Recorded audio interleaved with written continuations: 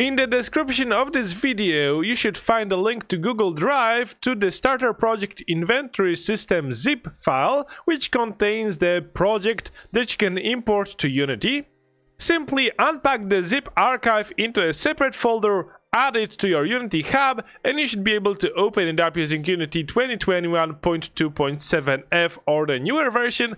And after the library is rebuilt, you should be able to go to the scene view and start scene, and you should see the start scene with a player and an enemy and the UI bar. Since rebuilding the library might take some time, let's talk about the model view controller architecture that we want to use to create our inventory system. Okay.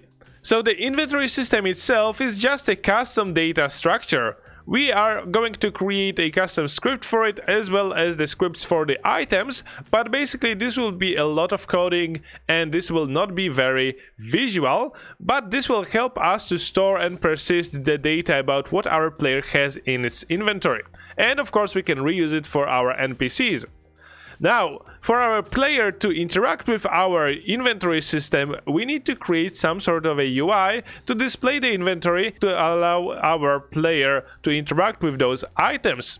At the same time, we may want to have some other UIs, like for example connect our inventory system to the shopping UI or the shopping system, and some sort of a container UI to store our items in a container inside our game world. This is why we need the model view controller pattern. The pattern itself can be implemented in many different ways, but the core idea is to split the model, so our data structure, from the view, so the UI part of our system. This way, we can make our UI code more reusable, since we may want to use the drag functionality or the window that shows us the item and the quantity in other UI, so for example the shopping UI or the container UI, and this is disconnected from our model. So if we update our UI or if we update our model, the only thing that needs to change is how our controller, so the intermediary script, exchanges the information between those two.